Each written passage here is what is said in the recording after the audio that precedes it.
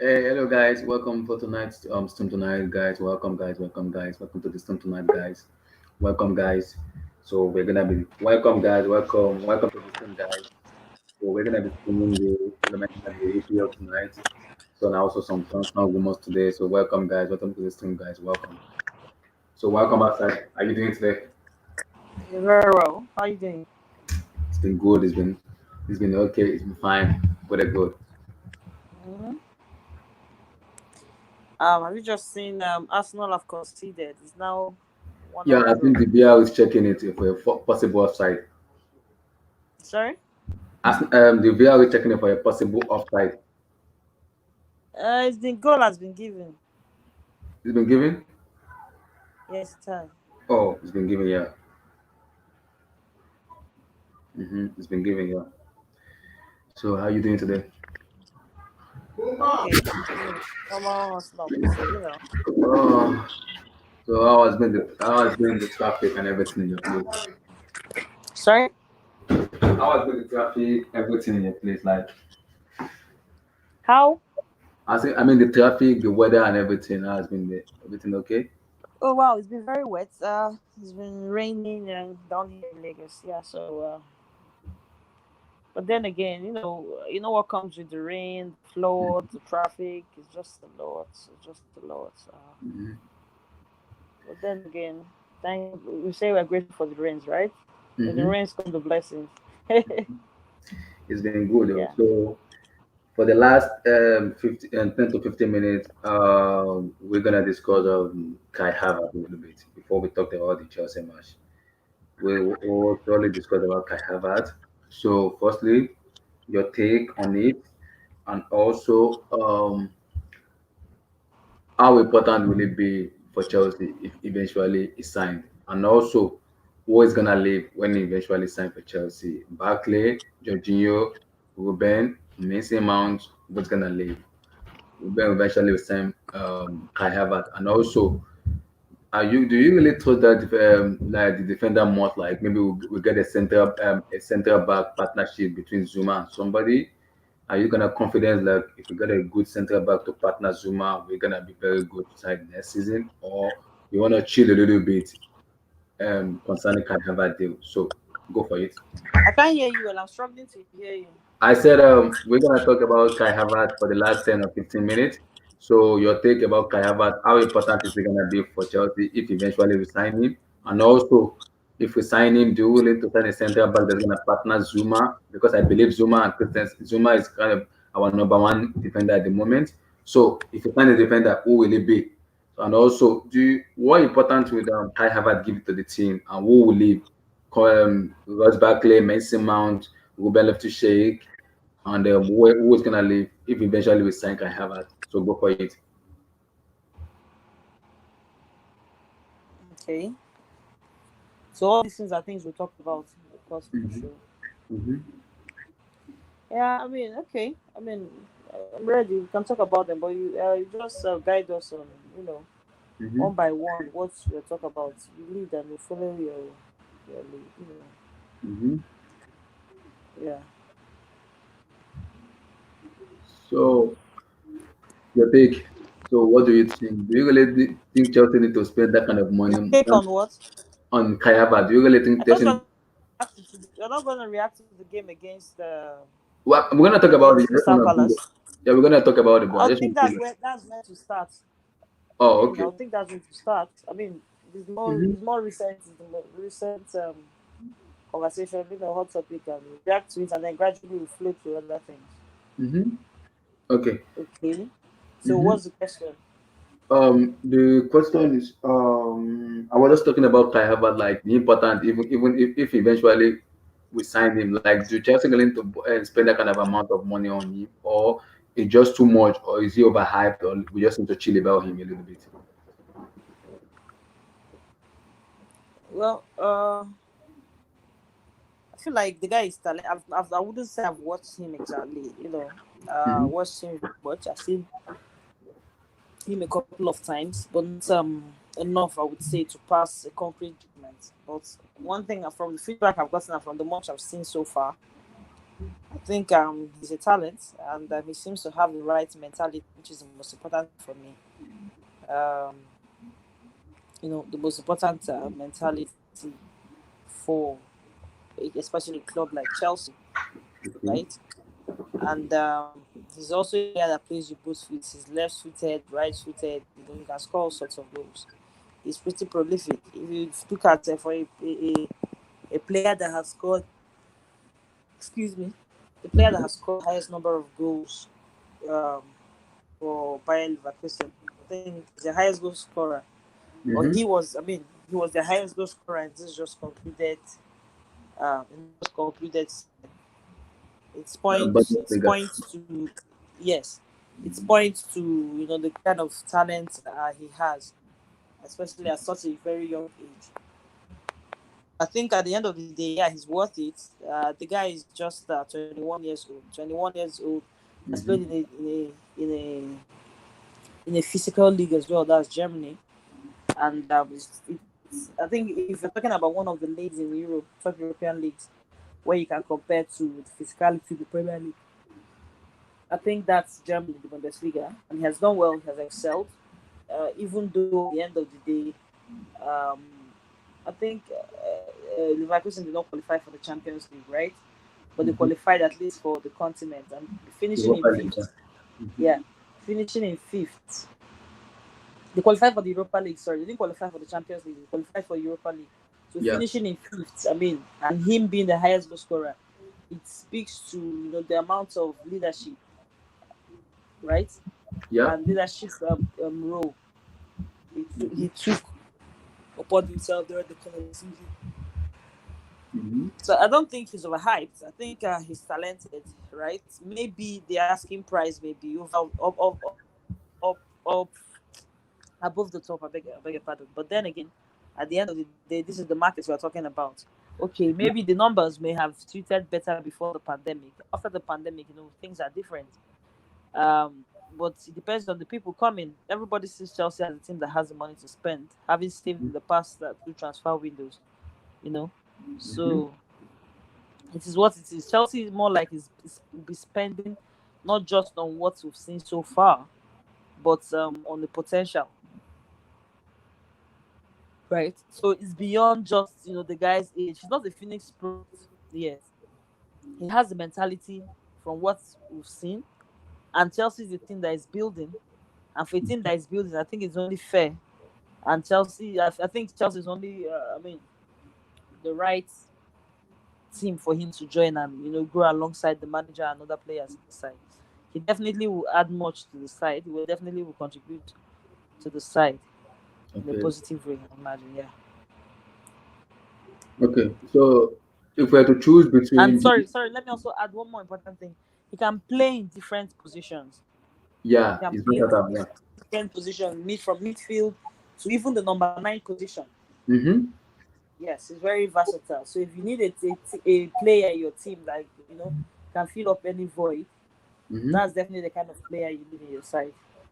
He's industrious, he's hardworking, he's creative, and everything. At least so far. Mm-hmm.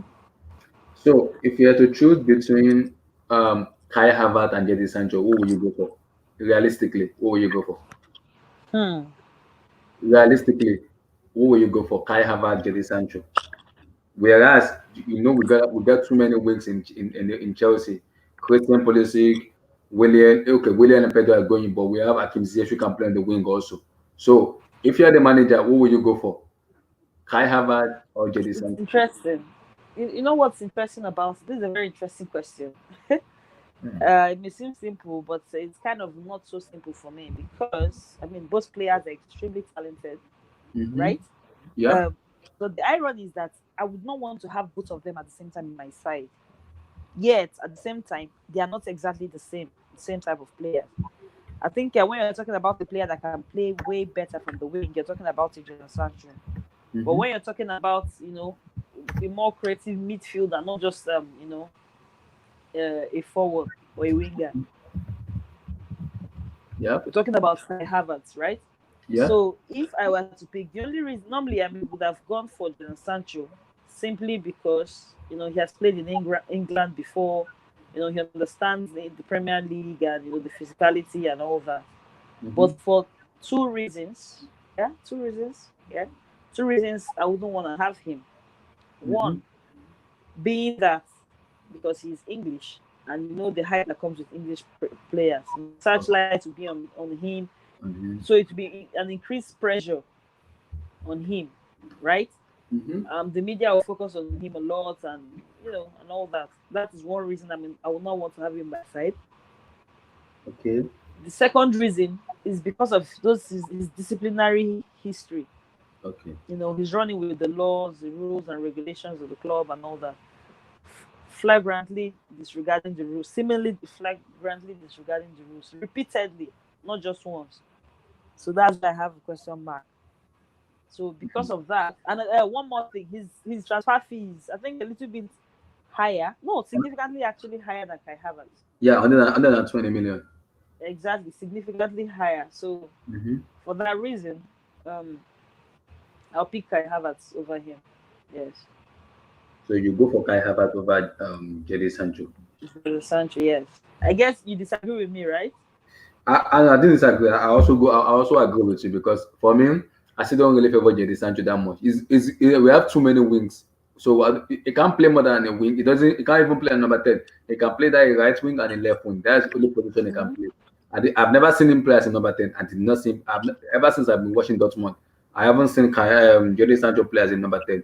I can only see him play as a right wing or a left wing. That's why I see him playing. So for me, spending that kind of money on him is a risk because we have too many wings. Christian Pulisic is playing very well. Okay, William Pedro goes. Okay, good. We have Akim Ziyech who can play there. So where do you want to play Sancho? Where? There's no way you're gonna play Yeah, him. No way. and the No. Chelsea midfield is already fully loaded. There's so many midfielders. Mhm. So if having a midfielder that can also play as the winger is an Mhm. advantage, right? Exactly. In case of maybe injuries or suspensions, if you Mhm. have a midfielder that can actually play as a winger and also Mhm. play as a midfielder, it simply means that you can reduce the load Mhm. we have in our midfield, right? Mhm. Yeah. Without necessarily buying another midfielder, especially those players that are not performing exactly well. Mhm. So that's basically why I'll pick Kai Havertz. Wow. Even though So I for feel me, his transfer fee is even for still me, high, also, yeah, right? I yeah. think it's about 90 million pounds. Yeah, 90 90 million. million So Chelsea are euros. gonna pay 75 million plus add-ons. Yeah, plus add-ons. Yes, even though Mm-hmm. I feel it's still high, Mm-hmm. but then again, that's the market. Mm. Wow. That's the market, and that's it is. Yes. Wow. So for me, I think I'm gonna agree with what you said. So I will go for me. I'll go for Kai Havertz because I'm not a fan of Jadon Sancho. Like I keep saying, it's good, but it's more of a dynamic winger, more of a dynamic winger than more of a what's called more of a versatility player. So it's more of a winger than being a versatile player. So because in our midfield we have way too many midfield. So I wouldn't want to put those midfielder in jeopardy by signing another winger. Where is he gonna play? Who is he gonna put on bench? And at the moment, Pulisic is playing very well. I can't even put him on the bench because he's playing very well. Of So course. if Willian and Pedro are going, so we need the replacement. Akim Ziyech can also play as a right wing. So where do I play Sancho? Where do I play him? So there's no way. Exactly. For a player that you sign at such a high amount of money, you need to play Mm-hmm, him. You need to be playing. Yes. mm-hmm. So we can't spend that kind of amount of money and we just put him on the bench and make him rot him on the bench. It doesn't make any sense for me. It doesn't. Mhm. So for me, I think Kai Havertz is the idea player for me. Idea player. Also, I also like the news that he's willing to leave and he doesn't want to stay one more year. He wants to just go because he wants to leave. So I think he's eager to come to Chelsea. According to the news I'm hearing, so he's willing to come. Just about between Chelsea and Leverkusen to agree the deal. Once the deal is agreed, I think it's gonna move. It's just a matter of time before it's That's officially Kai announced. Havertz. Yeah, just a matter of time before it's officially announced as a Chelsea player. Yeah, I think I So. mean Mhm. he wants from also something. Let me add to what you said. Mm-hmm. From what I understand, according to a report by Nazar Mm-hmm. on Go, he Mm-hmm. said that he reported that the Kai Havertz also would not, just like Timo Werner did with Mm-hmm.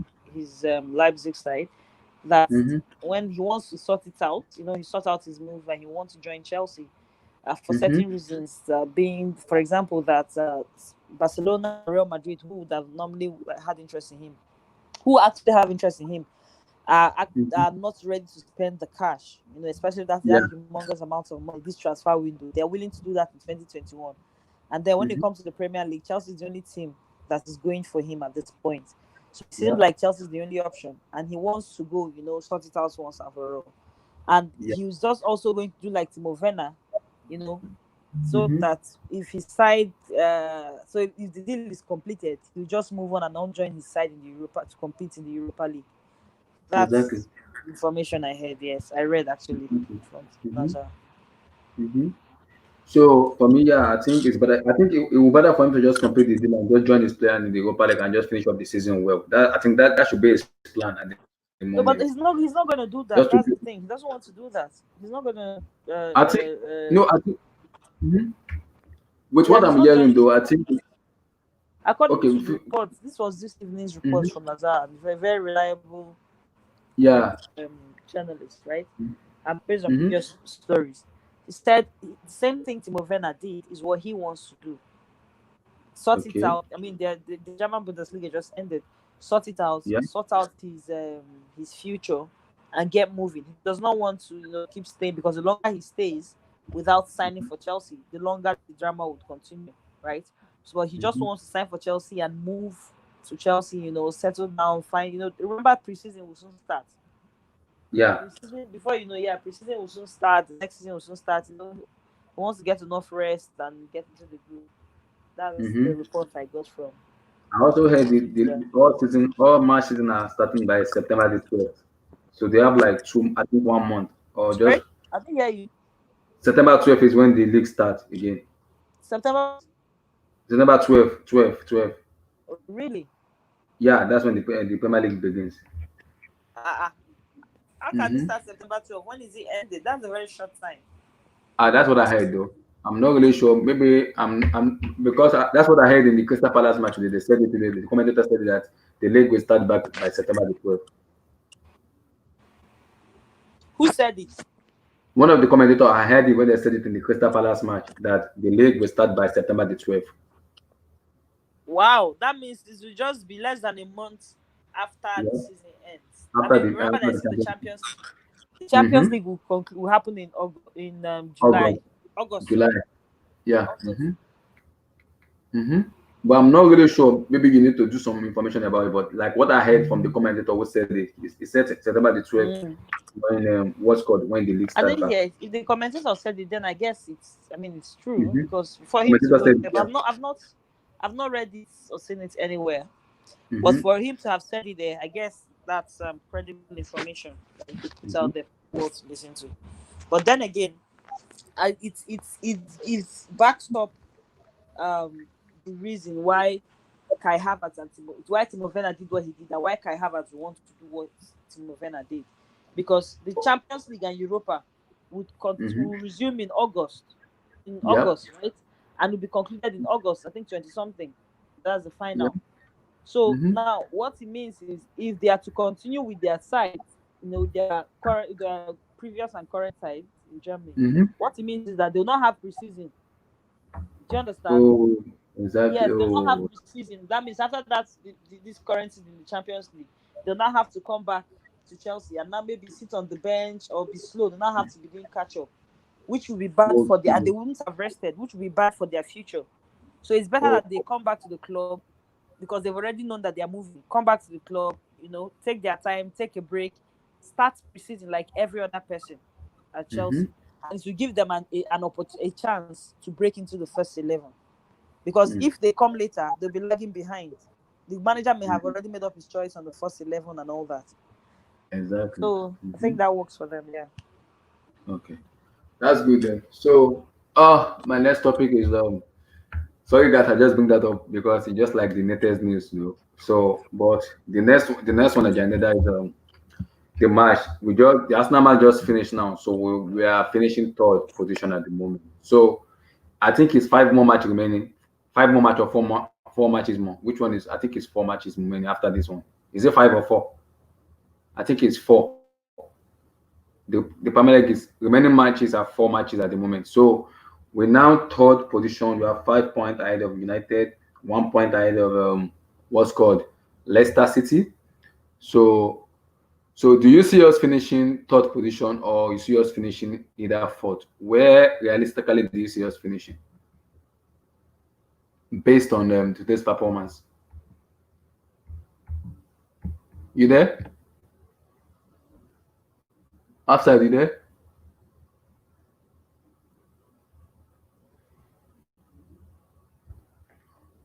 Outside, you there? Hello? You there?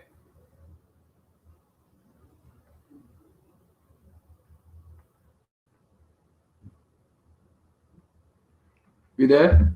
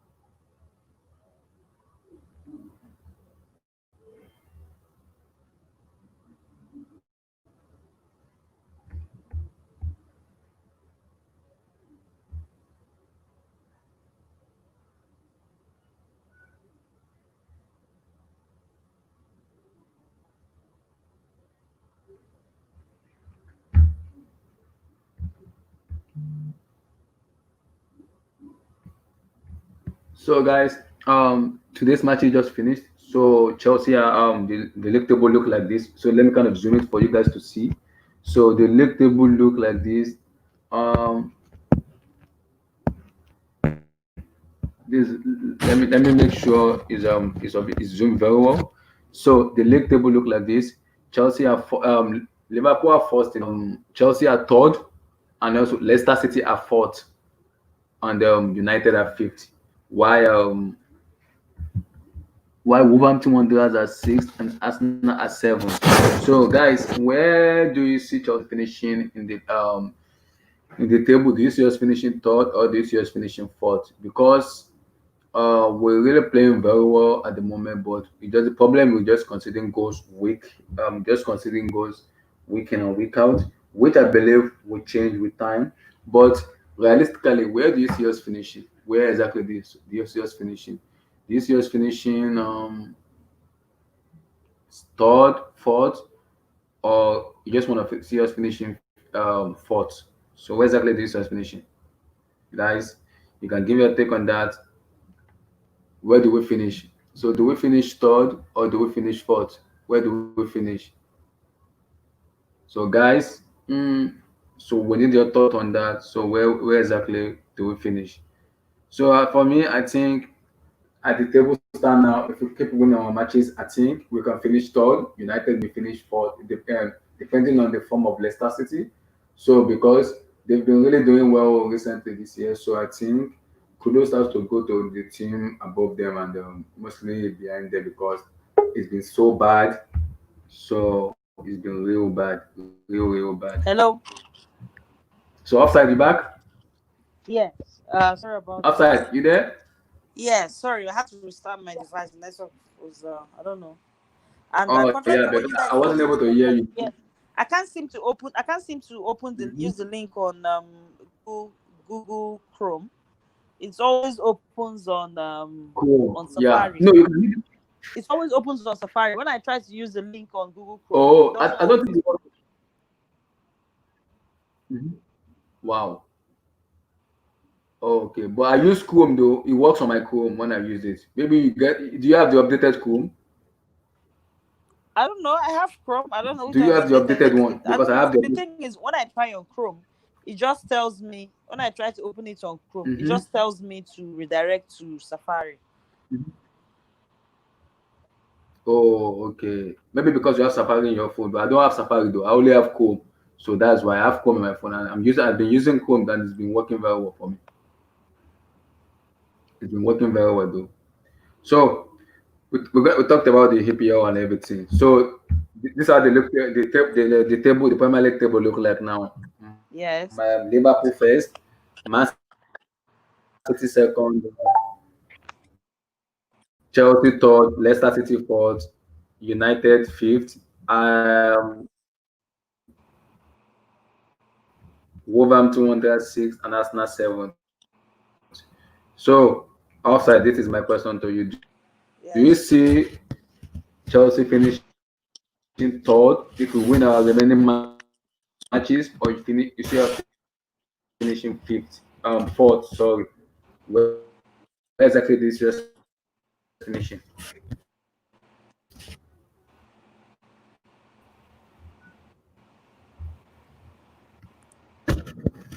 Hello. So where exactly this year's finishing? Hello. Can you hear me? Yes.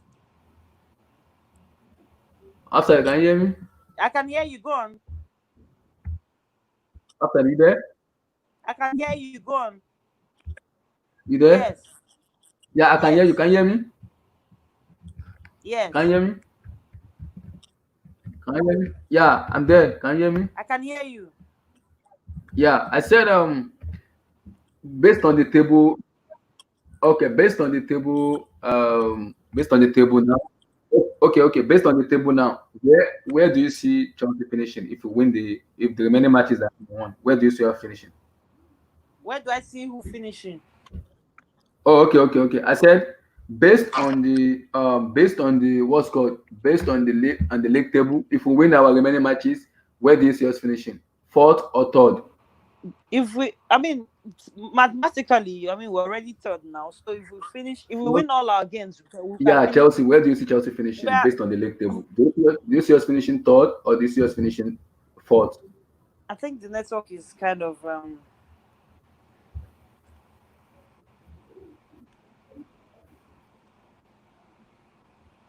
you hear me?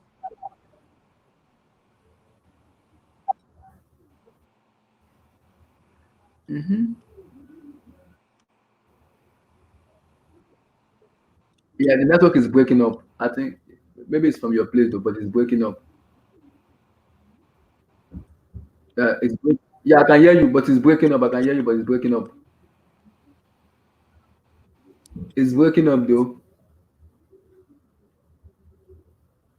It's breaking up. Hello?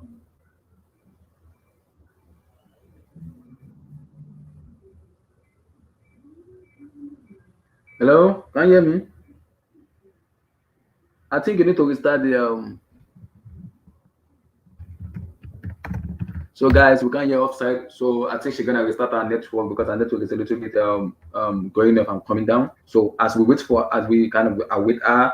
So if we win our remaining matches, we could finish third. It's looking real good, real dicey, real very interesting. The Premier League is looking real dicey at the moment. Wow, unbelievable. So let's start to just draw at the moment. To gap for Chelsea, so which is okay for us winning, which opened the real gap for us winning, and I believe it's okay and good because now we can easily just win our remaining matches and also wait for the other team to play. But I believe United is still gonna draw points. My mind kept telling me they will draw points, and I think they've been very good in that. They've been playing very well. Bruno Fernandes, Labio, Pogba, and everything. They've been really doing well, but I believe they will lose matches because those relegation teams are teams you can't just joke around with. They are teams you need to respect a lot because if you just kind of say because because they are relegation battle team and everything. You keep relying of it, you may lose a lot of points. So for me, I believe Can you hear me? we can get the third position. We can get it. So can you hear me? Yeah, Oh, my bad. I had to Outside you restart. So I there? think you are, yeah. Uh,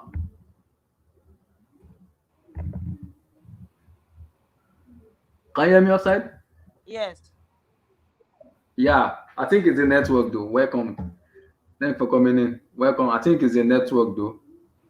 So my question was, now we're third in the Premier League table now. So if we win our remaining matches, do you see us finishing third or do you see us finishing fourth? I mean, mathematically, we still have um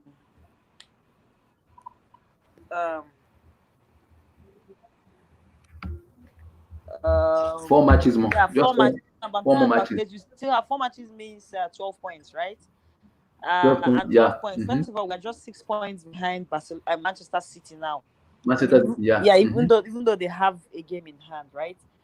Mm-hmm. But then again, you said if we win all our games, I mean, what it simply means is that it's possible to, uh, you know, we'll finish third, right? But then, as things are now, Mm-hmm. we're currently just, I think, 2 points above Yeah. Leicester City. So seeing that No, we're 1 point, 1 point, 1 point. They draw. sorry, 1 point They above drew. Manchester One City, they point. drew 1 point above Manchester City. Yeah. But it's still dicey. No, Chelsea new game is Leicester only City. at Leicester City. against Leicester City now. Mm-hmm. Chelsea's Yeah, next game one is point. against Sheffield. The problem now is beyond Leicester City, there's Mm-hmm. Manchester United, right? United is now Yeah, yeah. 5 points behind Chelsea. So if they win the next game, they'll be 2 points.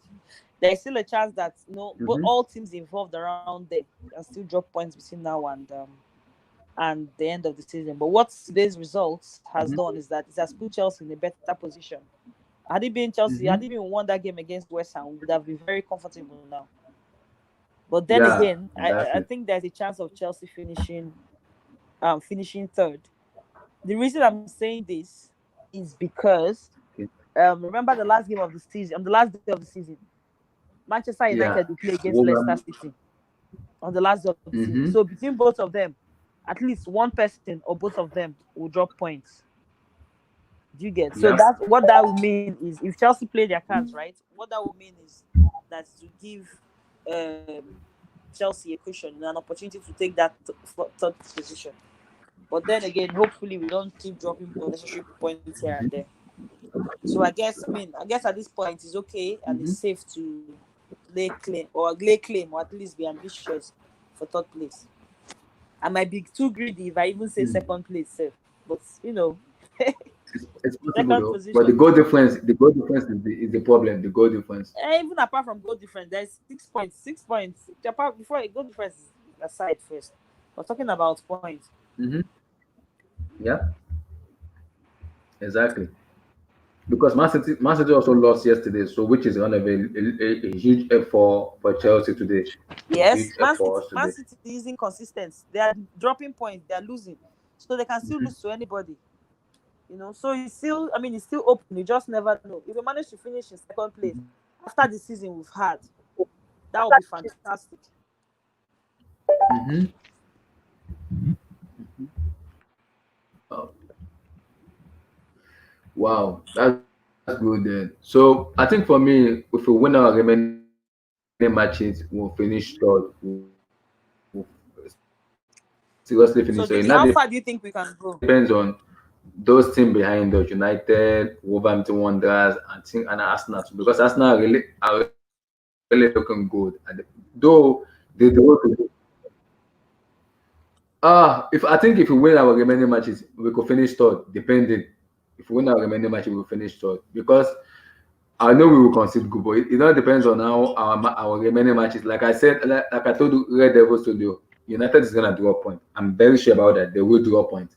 I am so confident they will draw a point. But against Aston Villa, I'm not sure, but I'm very confident they will draw a point. They will because the team you need to fear most is the relegation team, not the big team. These are the team you need to fear most because those relegation team give you a tough time, give you a huge tough time, huge one. So Those are the team United need to fear more than the big team. If Man United draw points on Thursday against Aston Villa, it's completely over. It is over. It is completely over. If they draw a point against Aston Villa on Thursday, for me, it's bye bye to Champions League for me. It's bye bye. It's Manchester completely over for United, me. Abi. Because if they draw a point now, Chelsea play on Saturday. If Chelsea win, Chelsea go 8 points ahead of them. Now it's a huge, it's a momentum tax for them to bridge the 8 point gap. Yes, if they lose to Aston Villa on Thursday, it's completely over. If they Aston Villa. lose, so now their hope is to win against Aston Villa because this is the table now. This is the remaining matches now. Yes. So I'm not sure if you can see this. I can see it. I can see it. Let me try to view the remaining matches for United and Chelsea. Mm-hmm. For people to see. So United play so United play on Thursday. So they play against Aston Villa on Thursday.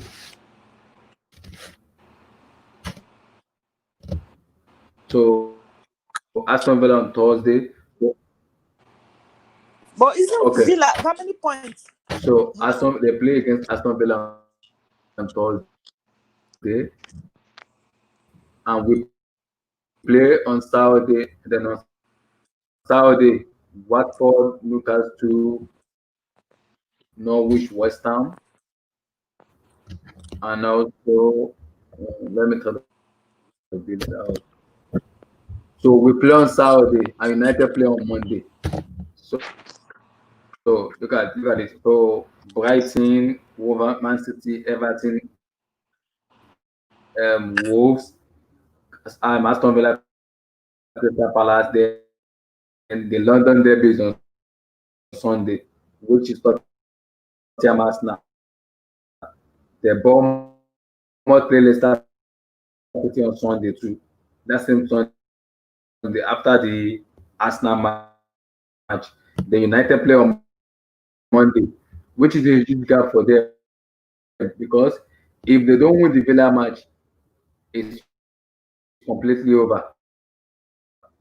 If they don't win the Villa match, so United play on Monday, they will play on Tuesday. Yeah, Hello.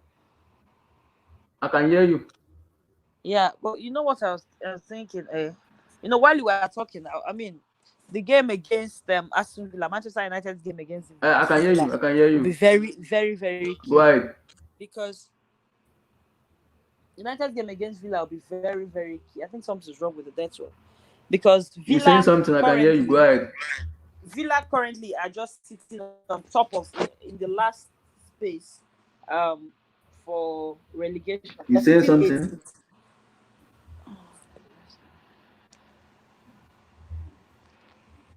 After you saying something?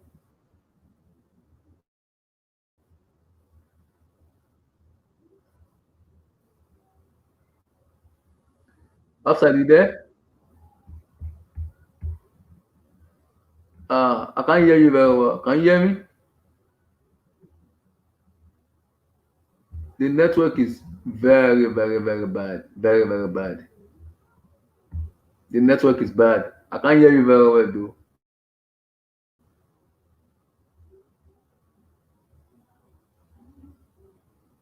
Can you hear me? Maybe you need to go and come back again. The network is breaking up, so I can't easily hear you very well.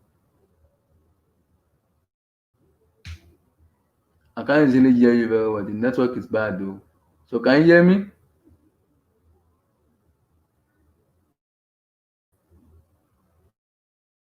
Can you hear me?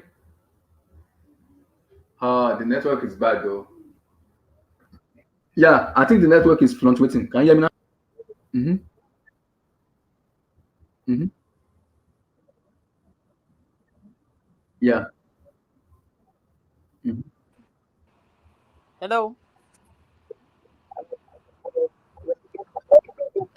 Mhm. hello, can you hear me, Abdullahi? The network is breaking Yeah, up. I can It's hear really you breaking up, now. man. Try I think restarting your Offside needs my to my go network out is and being come back slow. again. Our network is Try kind of restarting way off. your It's going up, it's coming device. out, it's going up, it's coming out. I think she needs to go out and come back again. I don't even know what's going on with the network. Recently, it's been going up, it's been coming out. So, Try restarting your man, I device. think I've we need we restarted need mine. we need to let that come in. So Offside, we kind of wait for a little bit, for just for it to come in. The network is fluctuating a little bit.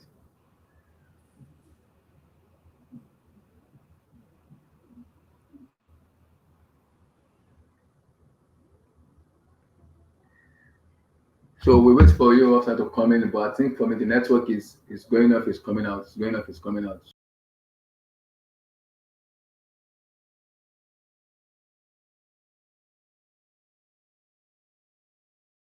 I'm here, right? Abdullahi, I'm here and I can hear you very well.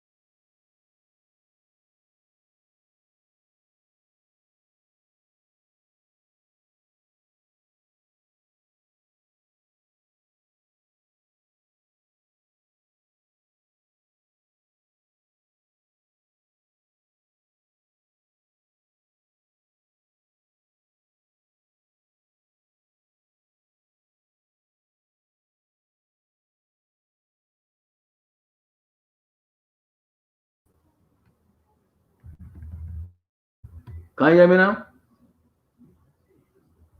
Yeah, Offside, you there?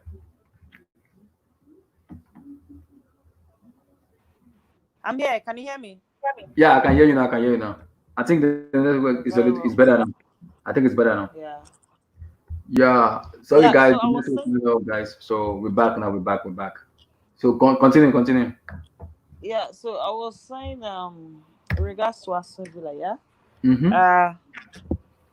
Uh, they're just they're in the last position, the first position rather, Mm-hmm. for relegation. That's in 18th position, and they Yep. are just I think 4 points away from drop zone, like Yep. 4 points away from relegation places, right? And Yep. I think this would be that game that should be like a do or die. I mean, that's basically what I'm banking on, with the hope that Mm-hmm. somehow um, Manchester United drop points. The first leg of this tie between United and Aston Villa actually ended in a 2-2 draw. So Yeah. hopefully, Villa will be playing at home, even though there's no clear cut home advantage, Mm-hmm. right? Yeah. Um, Villa will be playing at home, and I'm hoping that they'll be able to take points off Manchester United in this one, Yeah. because this is the deep battle. If they play against Manchester United, if they don't take this point off United, they still have games against Crystal Palace, Everton, Arsenal, West Ham. These are some teams that are also battling relegation. I think Aston Villa is also battling relegation. Mm-hmm. West Ham are also not so far away from relegation places. So they try to get as much points as they can. So I have my fingers crossed that Manchester United will drop points against Villa. Hopefully, when this happens, it will also give Chelsea more cushion in Mm-hmm. the position they currently, in the top four places. Right? I mean, between third and fourth position. Hopefully, either one can enter for us. Okay. Good. So would okay, let me say this now. I know we Yes. concede way too many goals, blah blah stuff and everything. I sincerely understand. So Sorry. as I say, I know we concede goal way too much in this Yes. year a lot. So my question to you is, even if we get a defender, what realistically do you see partnering Kozuma or Christensen? Who exactly do you see? Is it Kozuma? Is it Christensen? Or who do you see as the I ideal think I central back? think Christensen, um, Kozuma and Christensen is fine. You say who, as in between the current defenders we have? Yeah, but even if we get a new defender, who do you see us like buying and being a partnership between both of Eh, them? Who? it depends on the kind of defender we get now. Is the person right-footed or left-footed? Is the person more comfortable on 5 or 6? In 5 or 6, all these Mm-hmm. are things I have to consider, right? Okay. So, Yep. for example, Christensen is more comfortable playing on the right side of central defense, while Mm-hmm. the Zuma better on the left, right? So, Mm-hmm. I mean, you may be able to shuffle them, but at the end of the day, it depends on the kind of defender you get. You also need defenders that can complement each other. Zuma can Yep. be very physical and aggressive and all that, right? Mm-hmm. Sometimes you may also need a defender that is calm and can read the game more, that is less aggressive as Zuma, Mm-hmm. right? To put Yep. things in the right places and all, to basically to complement each other. So Yep. it depends on the kind of defender you get, but generally, and another problem is that both these defenders you're talking about, are not consistent. So it will be difficult Yeah. to say this That's is it. a permanent partner. This is a permanent partner you want for the new whoever is the new central defender coming in. You can't have Zuma. There are times we've seen the last 1 year, we've seen Zuma. Mm-hmm. Sometimes Zuma performs well, and then when it seems like everything is going fine, he puts out the clanger, and then somehow he gets benched. You see Christensen. It's just here and there. So we just can't say for certain.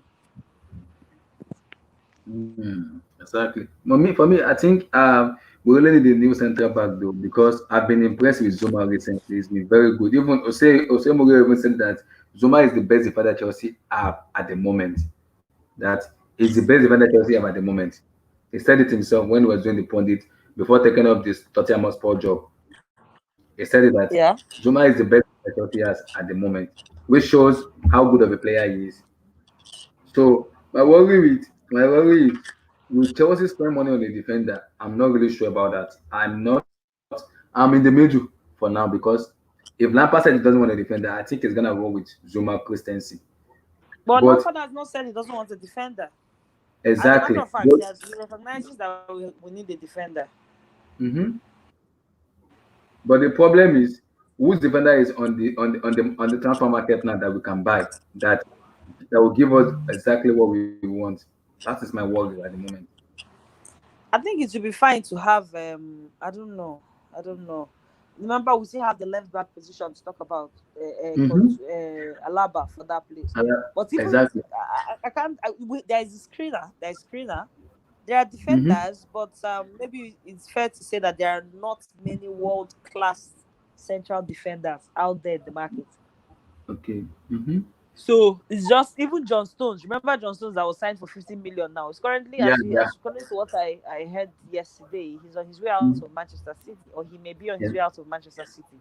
He wants to leave. Yeah. No, yeah, he hasn't been playing, so it's a little bit difficult. Mm-hmm. You have to, before you buy, as Lampard said, before you buy, you have to be sure that the person you're buying is someone that will improve your side.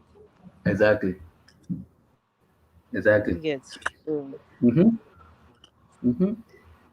So for me, it's tough at the moment. But if I look at what is going on at the moment, which realistic defender is for me is better at the moment. I really can I really can't pick up. But I think this defender is But similar is for me is good. Ramagnoli, Ramagnoli is a left-sided centre back. It's very good, very very good. s- the problem with this, sometimes you sign a player. Remember how good we thought Alonso was until we signed him as a defender, left back. Remember how good we thought Emerson was as a defender till we signed him. Remember how good we expected Rhys James to be until all these things that sometimes it may work out, sometimes it may not work out. So you should also leave Mm-hmm. that margin for possibility of it not working out. We'll still talk about Rhys James. I hope you give us time to talk about Rhys James because Sure, something sure, sure. seems to Rhys James has not shown what we expect of him. I mean, even though Mm-hmm. it's early days, but he just seems to be, retrogressing. Now, as I Yeah. said earlier, what based on the comments Lampard made, we have to, if you're Mm-hmm. buying a player, especially seeing the markets most likely be inflated, you have to buy someone that you're sure would improve your side. Now we are leaking goals. There are some defenders that instead of us to buy them, I would rather we continue managing what we have. Lampard may have Mm-hmm. done a fair enough job, but there are some parts of it that has to go down to coaching, right? Now, if you look at Okay. Mm-hmm. Zuma, for example, Zuma is good with aerial balls, not Mm-hmm. just because of his height, but his desire and reading of the game. There are times where, corner kicks, free kicks, and all that. He won some aerial balls. Yep. And this all, of course, instilled confidence. Even when corner kicks offensively, he saw the one that he won that he should have scored. So he Yeah, has exactly. that drive, he has the fire.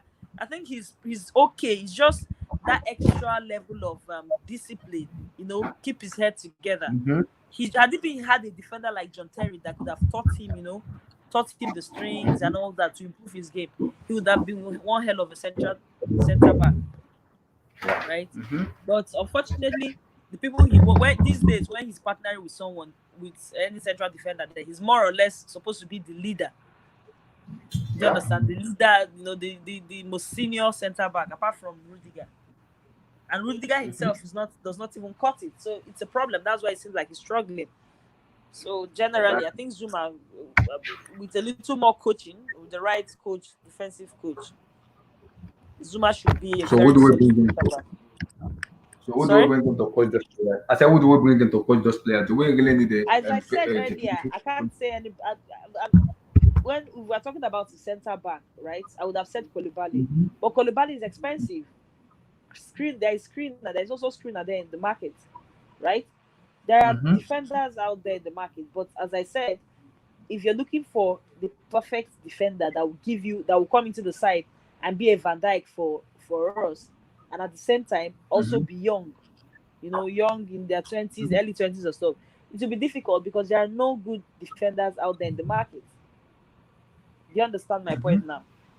Yeah. Which is why it will be difficult for me to just mention, one person's name or this or that. Mm-hmm. Yeah. Exactly. Wow. Mm-hmm. So we talk about this guy, Mr. Man. I call him Mr. Guy. So I'm gonna ask your opinion about him. You're gonna Firstly, ask a his what? future. I'm gonna ask your opinion about him first. Firstly, his future in Chelsea, and secondly, do you see Chelsea selling him out or keeping him for the new season coming in? Jorginho. Selling Messi Mount. No, I'm talking about Jorginho. Let me pull him out.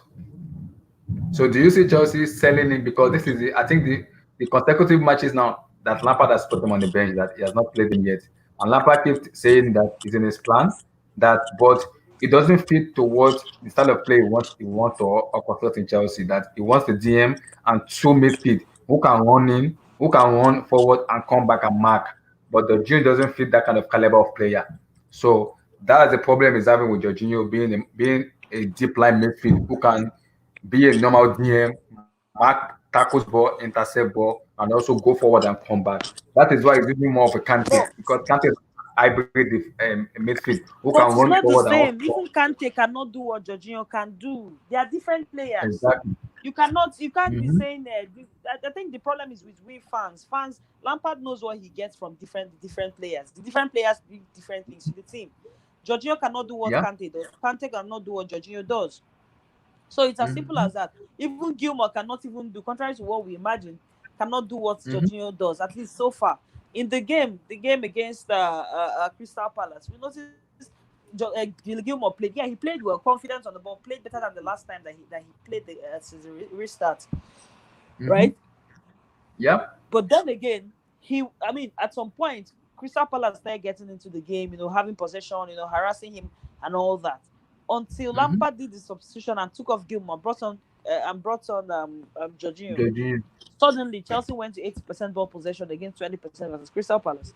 So it's a Mm-hmm. statement. He was, because his teammates, when you're playing with a player that their ability, and the player is behind you, you know what they can do. His Chelsea Yeah. teammates know that the chances of him losing, that's Jorginho, chances of him losing possession of the ball behind, Mm-hmm. just in front of the center backs, is difficult. So they know that they trust him with the ball, right? So Mm-hmm. inadvertently, it influences other people's performance in other people's positioning. And I think that was a job that he did very well, controlling the game at his own pace. He brings something to the side. And anybody that watched the game today and still did not see what he brought to the side when he came on, I'm not Yes. exactly sure what the person thinks about. I would like to know exactly what the person thinks about that one. But generally, I just wish people can stop comparing Jorginho to Kante.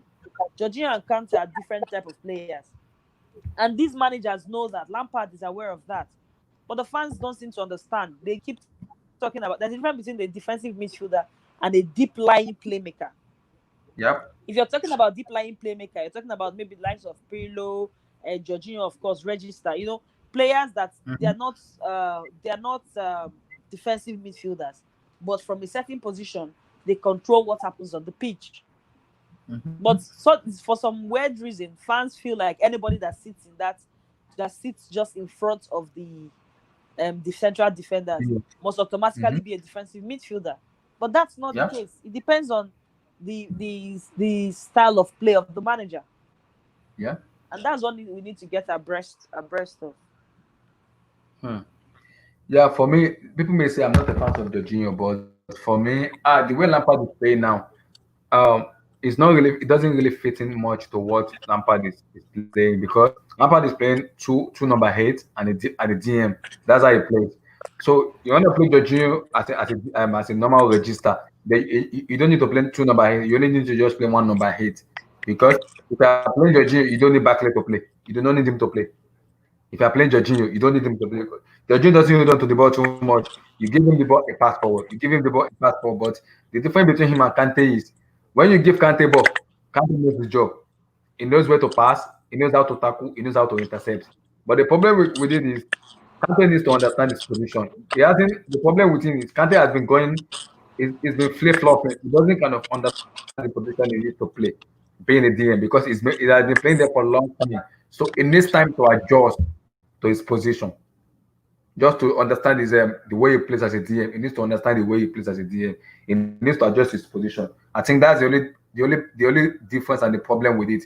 He needs to adjust his position and understand the kind of way he plays as a DM. I don't know if you agree with me or you have another say about that.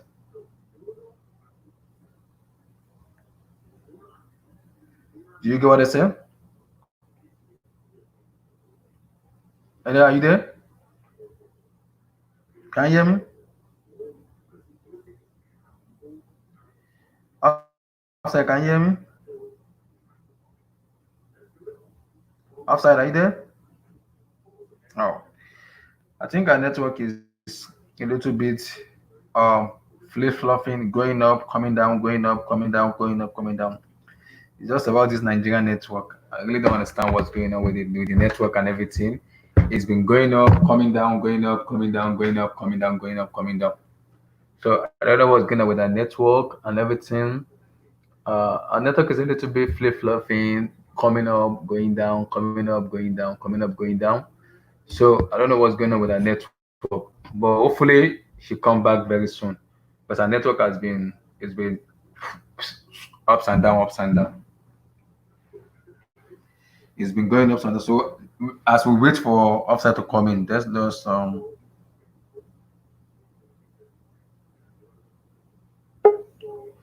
Oh, Red Devil Studios, yeah. Oh, okay. Is Offside not here? Is she? She gone? Coming. And her network just went off. She's coming back. She's coming back. Okay. Her network Okay. just went off. Yeah, Yeah, I've got man. about 10 minutes just in between calls, but sorry, I'm just on the phone with someone else, so I apologize. So just been. No worries. No worries. No worries. I think tomorrow Wednesday would have been better for. So, but anyway, I'll give you my 2 cents. I mean, congratulations on that Crystal Palace win. It's funny It was how. it was an Atford window. It was Atford, man. Yeah, no, like I mean, to be honest, I know a lot of Chelsea fans were gassing, so but I genuinely thought that Crystal Palace deserved a point. Like Yeah. I think If the not for first, Zuma, if not for Zuma, yeah, my well, even goodness. there was a luck. I mean, even the first goal. Let's be real. If Gary Cahill doesn't do his hamstring, Willian's not going to score that goal. You know, Mhm. so that just was unfortunate. It wasn't skill or anything like that. It was like he ran, did his hamstring, and then obviously played on. You know, so if that doesn't happen, there's no goal. And that obviously that early goal threw Crystal Palace back. Offside. Mhm. Second goal is great with Pulisic. You know, Yeah. but again Chelsea defensively. So you know, like I said, it's congrats on the win. So, but I think. You know, Jorginho coming in towards the end, I think helped him in terms of being able to hold on to the ball. So it just looked like he couldn't hold on to the ball until Jorginho came. And this is against Palace, you know. So, yeah, I think it's at the end of the day, the result is the result. And I'm a bit annoyed that Arsenal couldn't hold out, which is a bit annoying, but there you go. But at the end of the day, like, what I'm trying to say here, there's still a few things in that game that I'd be a bit of a cause for concern if I was a Chelsea fan, in terms of how it put because it almost looks like Chelsea are playing like how we were playing under Ollie in the first couple of games after we spanked you in the United season, where you kind of reverted back to this kind of basic counter-attacking system, you know, where it was seed possession and just sort of defend and then just hit them on the break. And that's fine. That works. You can win games like that. And you've got the players to do that. But it's not necessarily a great solution if you have if you come up against a team that's defensively astute. Oh, sorry, 1 second.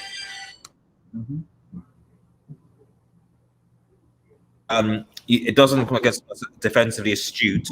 Or against a team that will basically sort of go at you, you know. Hence why you obviously drop points against West Ham because West Ham defensively are semi-competent. So Crystal Palace to an extent, and hence why when you come against the Sheffield United and even the Wolves, how that might. I guess what I'm trying to say is that like Chelsea need to kind of go back to their kind of cut open, try and break teams down sort of system that they were doing with the create and trying to get some creativity going. Otherwise, they're going to struggle to beat Sheffield United and Wolves. When they face them eventually, you'll beat Norwich. I've got no doubt about that. But Sheffield United, Wolves, and even Liverpool will be difficult if you're going to just rely on this counter-attacking kind of system because you're not going to have the same ease against them, if that makes any sense.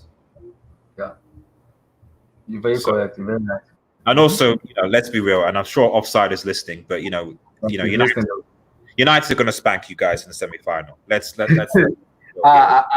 At the moment, if you're listening Offside, you better be listening Offside. We're going to spank you in the semi-final. It's your turn to talk. Offside. You need to say something. I think she just muted herself. She must. Maybe she's muted herself, but like I'm just. At the end of the day, we're going to spank you guys because there's nothing that I've seen in the last couple of games of Chelsea that like I'm actually concerned about or the FA semi. I'm really not. Like, if anything, I'm looking forward to it. My friend, worry about climbing up the ladder, please. Worry about climbing up the table, please. And we'll climb up the table. Just no worry problem. about making it to the top 4. We'll climb. We'll make top 4. No, this is what I'm saying. Like, I'm not worried. I was, but I'm not really worried because we're just playing really good football. So who do you think will make way for you?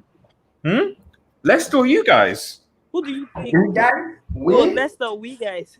Leicester or you guys? Yeah. We what? Who? Yeah, you guys You still should be have worried about Aston Villa, though. no. On Come Thursday. on, Yes. Trust me. no, Trust me. no. I'm Yes. not worried about Villa. Yes. You drew the first leg 2-0, right? Oh my Remember? goodness! Everyone keeps on this. See, this is what I keep on telling No, the I'm people. just no no Everyone no. keeps on I'm just saying, reminding everyone you. keeps on saying, "Oh, look at what happened beforehand," and I keep on telling people, when you have Lingard, when you have Pereira, when you have all those people, and you're like, yeah, like we drew. I get that. Like Uh, when you have now, we have Matic, Bruno Fernandes, Pogba, but you had in Matic then. So Mason what happened? Greenwood. You had Pogba then. We didn't You have had Pogba Mason against Greenwood Villa. then. We You didn't had have Pogba. Pogba then. You had Matic. You had Mason Greenwood. You just did not have Igalo We, we didn't and have Bruno Pogba against. Fernandes. We didn't have Pogba against Villa. As Why far as didn't you have him? Why didn't he play? he was injured, Matic, And then that's Matic. how injury. He may still get injured. The point was he was part of your squad. Anything can happen between now and then. I So mean, in 2 days. So no, what you're saying, in 2 days' time, we're going to get injury to Pogba and Bruno and Matic and Mason no, Greenwood. that's not what I'm saying. That's not what I'm saying. You mentioned a couple of players Several seeming to players. suggest seeming to suggest that these guys are the change that have occurred in the team. And I pointed out to you that most of these guys, bar one person that you mentioned in Bruno Fernandez, were with the team at the time you played the first leg against No, but they Aston weren't. Villa, But they weren't in the right? team though. That's what I'm saying. It's Like, not our problem. Why were they not? The point was they were part of the squad. So the way whatever it was that kept them out of the side, then there's still a possibility that it can still keep them out of the side at this point. I'm just saying it's probability. It's oh my, possibility. it's probability and Yeah. possibility. Okay, so seeing as you're speaking of probability, possibilities, the probability that we will win, given that we've already beaten you 3 times with weaker squad, it would suggest that the probability and the possibility that we beat you with a much stronger squad favors Manchester United. Because of course we're talking about probabilities and possibilities. So now I have a squad that is Lingard, we've got Bruno and Fernandes and Greenwood. If we beat 4-0 last time, then my goodness, we can beat you guys 5 or 6-0. You know? Now, because of Okay. probability and I hear possibility. you. Does that As make I sense? said, I repeat, be wary of Aston Villa. They will throw the kitchen sink at you. No, to be fair, I agree with you in a sense that this is probably Aston Villa's last chance in terms of fighting for relegation. So I definitely agree with that with that point of view. You know, so but the thing with Villa, the always big thing about Villa is that, and I've been looking at all these teams playing since the restart, even beforehand, is that the big thing with Villa is that the reason why they're in this position in the first place is that they can't score goals. They can't score goals. And if you look at all the teams in the bottom three, their big issue and the reason why they're there is that it's not because of merely defensively. Like they're not like losing games like by 3 or 4 goal deficits a lot of the time. It's that they themselves cannot score goals. And so if I speak to you about Villa and say, okay, who's going to be scoring the goals for Villa? You can't think of anybody. Yeah, I agree. So this is whereas like a Wolves, you're like, oh yeah, Jimenez can do something, you know. So like Traore can do something, you know. You look at even Sheffield United, the fullbacks and stuff, and even Leicester, Vardy can do something, you know. So you know 1 or 2 people that can score. So the only issue with Villa would be potentially like they nick a goal and it comes to draw. But I would be which I think was can't remember, was aware of something. So a draw, given how they are, is possible. But the reality is that a draw for Villa is not acceptable. Like they can't draw this game; they need to actually go out and win. So because of the fact that they need to go out and win, that means that they can't just sit back and we need to win. They need to obviously go out and like play and attack to a certain extent Manchester United. And of course, that will favour us because we like space, we like to create. But now, thanks to like Pogba and Bruno in the team, we can now cut through defenses and midfields and create stuff. You know, so I share offside's concern. It's important, you know. So because we could potentially we shouldn't underestimate Villa. But if we get through the Villa game and win, then to be honest, the other games, Palace, Southampton. Well, maybe West Ham might be a bit dubious, and then obviously Leicester City. You know, it's going to be interesting. You know, so but we'll see. We'll see who drops points, you know. So because at the end of the day, you guys have still got Liverpool to play at Anfield, and the chances of you winning that game are, you know, you could draw, but I would I'd be if you played the way you played in the last few games, I just can't see how you. If let's put it this way, if you guys win at Anfield, mad respect to you guys. I will say Lampard, Kante, Abraham is the GOAT, whatever. I will publicly say those things. I will do those, whatever Chelsea fan, like Chelsea are the best or whatever, I will do that if you guys can win at Anfield, you know.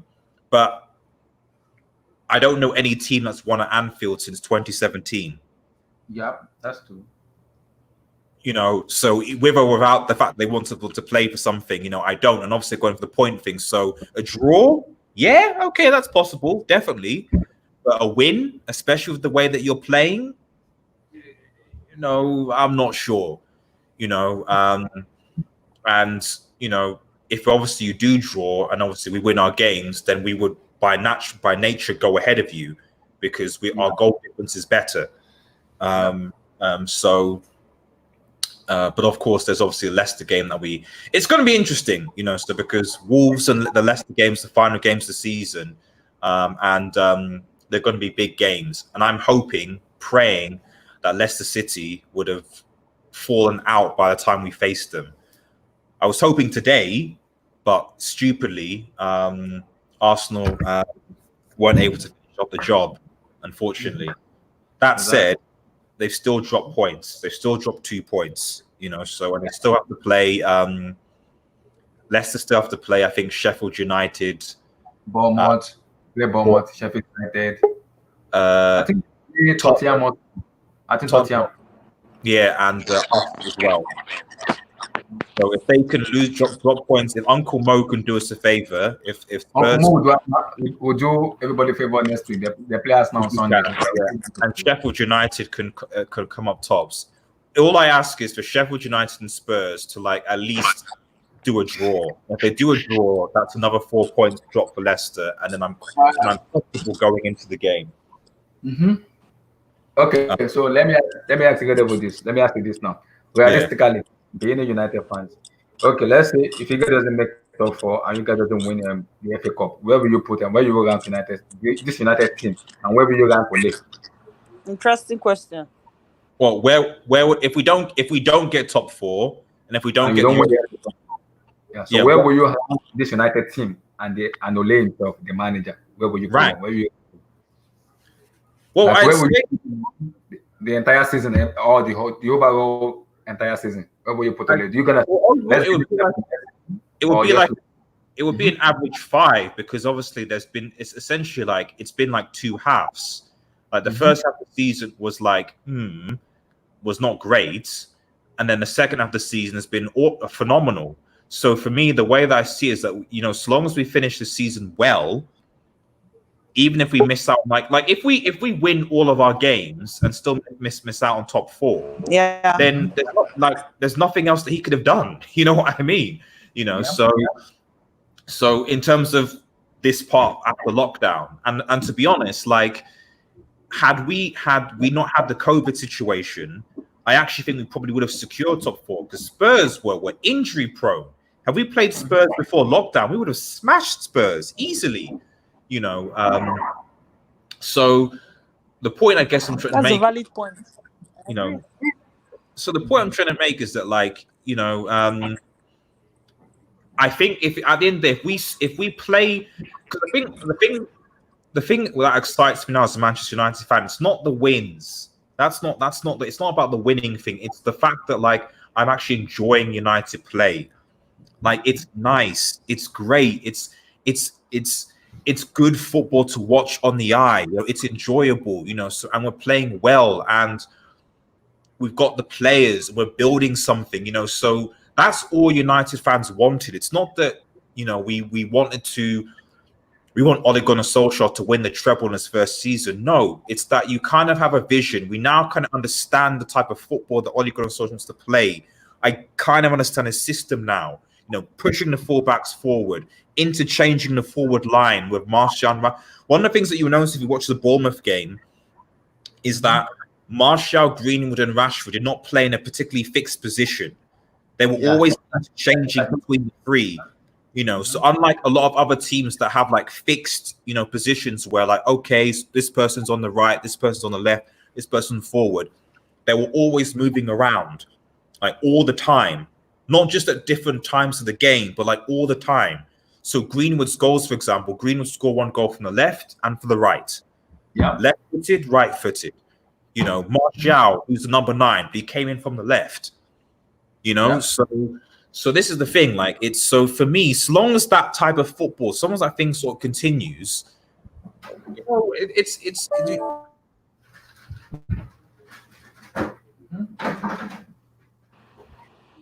Yeah, go ahead. I can hear you. Hello, go ahead. Hello. We can hear you. We can hear you. We can hear you. Oh, was you there? Oh. Hello.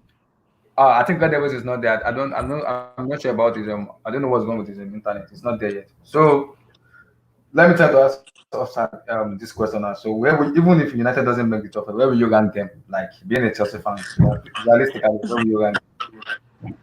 I expect them to. They should be making top 4. There's no reason whatsoever why they shouldn't make top 4. They spend cash. They have the manager. They have the players. There's no reason whatsoever, honestly, that they should still be competing for like this seriously for top 4 position at this point. No reason whatsoever. They should comfortably be in top 4 places. But then again, if they manage to make top 4 and maybe win a cup competition, I think that would be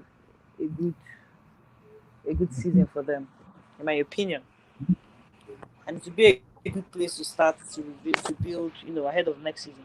I expect United to really do well next season. Really. I really do expect United to do well next season.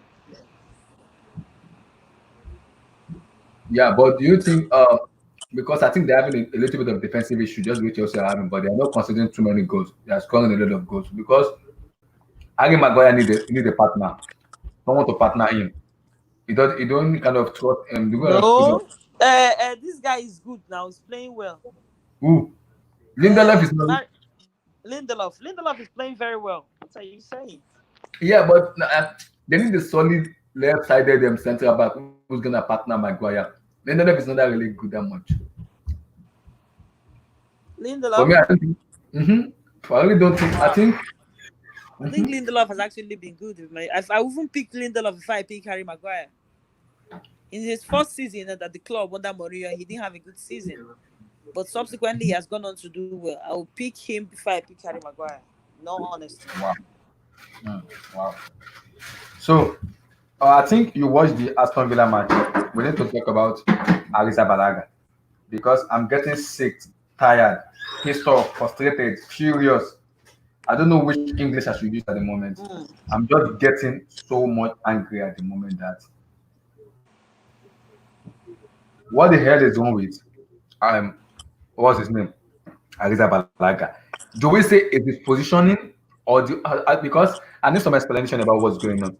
So because I look at this Wilfred Zaha shot, that ball, you should have saved it. No. You cannot tell me a goalkeeper of All Black, Ter Stegen, Alisson, Onana won't save that ball because it was in the middle. His positioning is poor. His awareness is poor. How the hell do you not save that ball? So I need some explanation about that, please. I need some explanation. I need that. To be honest, I cannot answer that question. Only Kepa would somehow hopefully find an excuse to give in the form of an answer. But for me, there is no way because the ball just went straight down the middle. Yeah, there may have been a little swerve, but not enough for him not to have at least tipped it over. Before the game, there was something I saw on social media. Someone put out a tweet and was saying, talked about how Peter Cech was worth about 10 to 15 points for Chelsea every season. That may be too much, but that was what the tweet was all about. It was a Chelsea fan. I've forgotten the handle. And in that tweet, there were basically highlights of some saves that Peter Cech made for Chelsea. And the saves mostly were around the kind of save, even more difficult saves than the one Kepa considered today. Yeah. For a player, for a goalkeeper that was purchased for, whose services were purchased for 72 million pounds, even not if like, let's even take away the amount he was brought in for, playing at the level that he currently is as a Premier League goalkeeper and a Chelsea goalkeeper, he should be doing way better than he has. That that chance that he considered is a chance that an average Premier League goalkeeper would definitely save or keep away from hitting the back of the net. He did not even need to catch it. Yes, if it was a ferocious shot, it was a powerful shot from Zaha. He swerved at some point, but he could have tipped it over. The ball was coming down the middle and towards his direction. Mm-hmm. Unfortunately, it's that same thing with Kepa. I talked about it earlier. I talked about Kepa not making moves and to save the ball or dives and all that. I was talking about him not doing that for lower balls. Tonight, Mm-hmm. Kepa did it for a ball that was coming right in his face, and he Yeah. didn't save it and it ended in a goal. Mm-hmm. Unfortunately, there's nothing new to say. That's the Kepa I've seen. That's the Kepa I've known. It actually did not surprise me. What gets me angry most is his position into that ball and his awareness to that ball. He should be saving that. No, no, you can't give an excuse for not Yes. for him not saving that kind of shot because Zaha shot.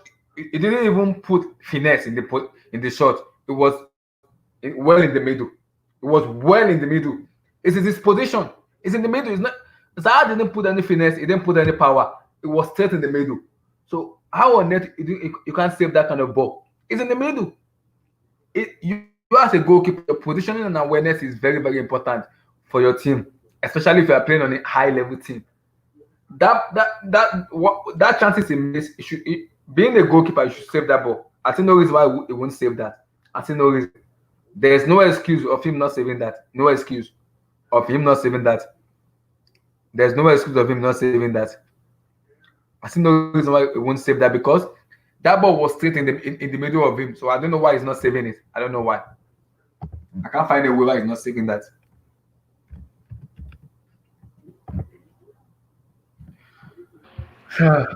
But the same thing. Just as I said, I'm really not surprised. I've seen him concede even worse goals than he considered tonight in that game. So I'm not exactly surprised. As a matter of fact, there's nothing. I don't think some people have said. I have tried to question what exactly the problem is. Is it his confidence? Is it this? Is it that? But Mhm. for one reason or the other, the issue has persisted. I don't think he can improve.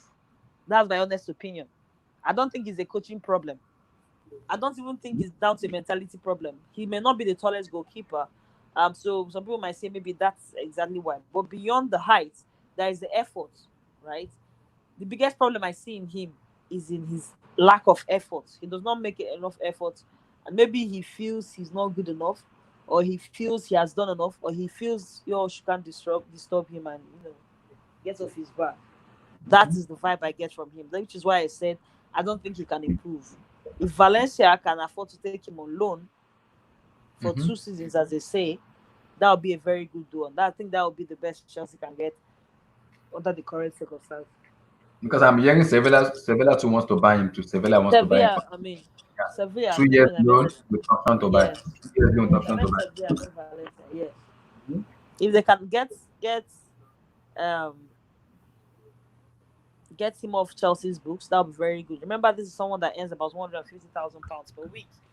That's a Yeah. lot of money, more than money so many people earn in a whole year. So for him to be earning that is like vacation. Yeah. For me, I think the problem with Kepa is, like I keep saying, his awareness and his positioning is poor because you need a commanding goalkeeper for the defender to be assured of what they do. Atletico Madrid doesn't have a very good attack, but their defense is not that really good. But look at what Oblak is doing. Look at what Oblak is doing. Oblak, Atletico Madrid defenders knows they have a goalkeeper who they can rely and trust. Just like the same with Barcelona too. Their defense is not that really good. PK is done. It's trash. It's done. But they have Ter Stegen. They know Ter Stegen can save them anything because they trust in him a lot. So if you have a goalkeeper who you can trust, then I see no problem why you can't be a commanding goalkeeper for your team. Even defender doesn't need to concede too much as long as you have a very good goalkeeper. You can save them. I think they're good. But the problem with Kepa is his positioning, his awareness is very, very terrible, very poor. I think that's what is costing him too. That's why we're conceding way too many goals because of his Yes. positioning. Even beyond positioning, you see, that's why his problems are many. Even beyond positioning, right? It's one thing to position, and you'd also talk about commanding his defense. The defense don't even seem to have confidence in him. You cannot, if you cannot, because it's one thing to talk about commanding his defense. It's another thing to also talk about, you know, uh, um, as I said, his defense having faith in him and having trust in him and all that. Then it's another thing to be able to actually make attempts. If you cannot do something, you can't motivate others to do that thing. You Mhm. get, it's as Yeah. simple as that. So in the case of him not commanding defense, that's aside. There's also the case of him not making attempts. If you're talking about not commanding defense, okay, let's say he does not command confidence or is still confident, sorry, in his defense. How about the one-on-one chances that he concedes? Just like Mhm. the one that happened, the goal that he considered today, that's a hard goal that he considered. Mhm. That's an aside. One-on-one chances, simple things that he should. Okay, the defense did not block it. There's a reason you are there as a goalkeeper.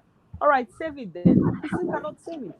It's a major problem, and I don't know. As I said, I don't know if it can be solved. I don't believe it's something that can be fixed. I just feel he's not good enough, and for one reason, whatever reason, I don't know why Chelsea felt it was okay to splash this amount of money on the goalkeeper. Whether it was just to make the headlines. It's very sad that so far Chelsea's record signing is a goalkeeper, and that goalkeeper is not even Peter Cech. That goalkeeper is Kepa. Probably the worst goal. As a matter of fact, I have more confidence when we have Willie Caballero in goal over when we have Kepa in goal. That's the amount of confidence I have in Caballero, a Mhm. goalkeeper that is Because about 14 years older than him. exactly. Because if you look at the last ball Zuma saved, if Zuma doesn't save that ball is going in. The ball is going in. If Zuma doesn't have that last saving block in the 95th minute, it's over. That ball is going in because Kepa won't save that ball. He will not because that's not the confidence goalkeeping.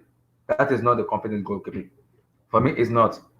So my problem with Kepa is not even Kepa. My problem with Kepa now is the board themselves, Marina and Co and everybody themselves. Now the season finished. Now we analyze what went wrong in the team, what needed to be changed. Kepa needs to be changed. Yes. Now, how do we work with Kepa? Do we want to let him out for 2 seasons, or do we just want to sell him out? Because no club in the modern era now will pay 70 million for a goalkeeper. No, no, no, no. They won't. I'm sorry, they will not pay that kind of amount of money. So now we need to figure out how to sell Kepa. Do we loan him out just the way we do for Alvaro Morata, or we could just sell him out for some amount of money? That's my worry at the I moment. think all these things it depends on what the buyers are offering.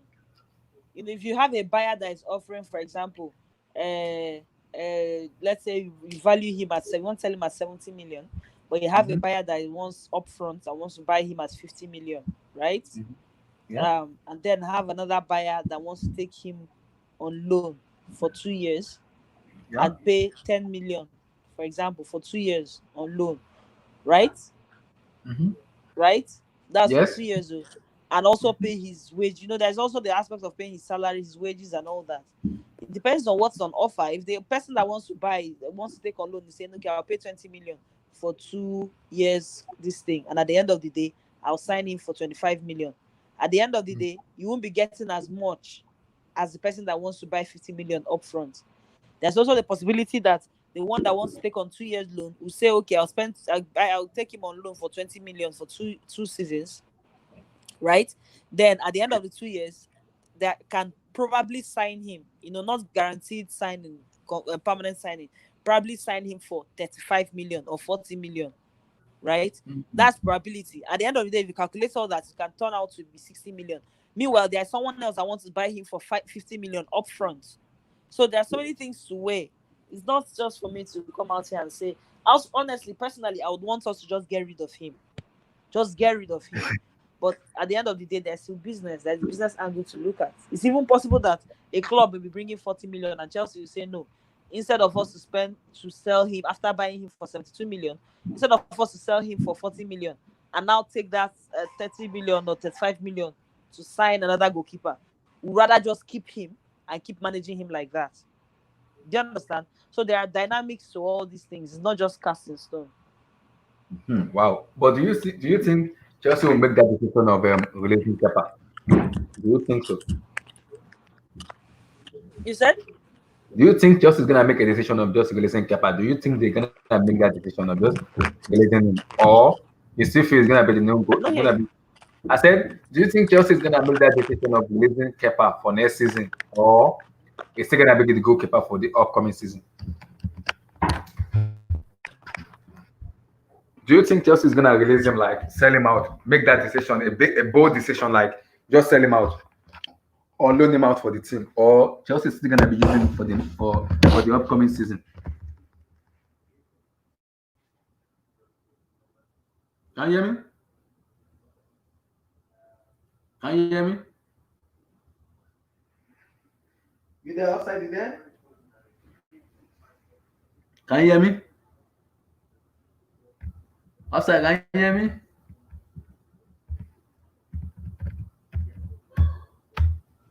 Can you hear me?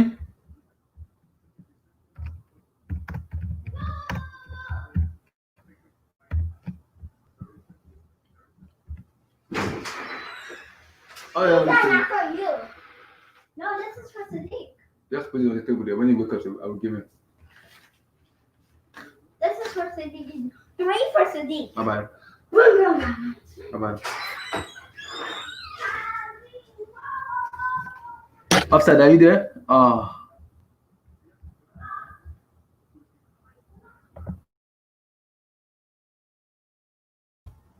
Upside, are you there?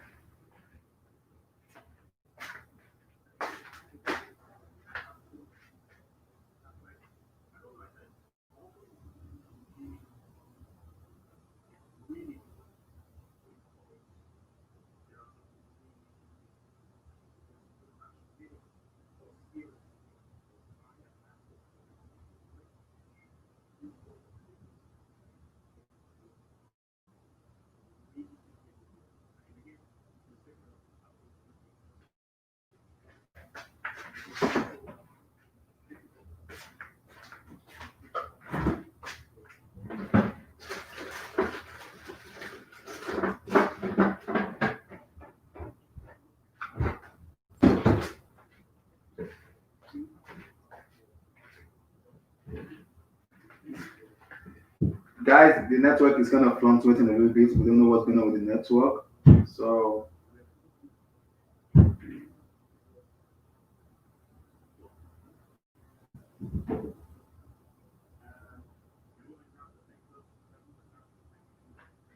network is fluctuating a little bit, guys. I don't really know what's going on with the network.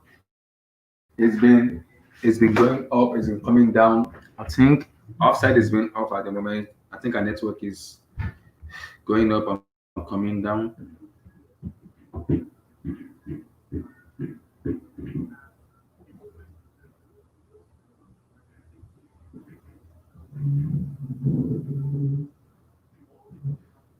So she says she's coming back very soon. I think the network is for me is breaking up. I don't know. Can you hear me now? Can you hear me? Yes. I think the network is breaking up. Is it from my place or from your place? I restarted and this time it's working. I don't know where it's coming from. Wow.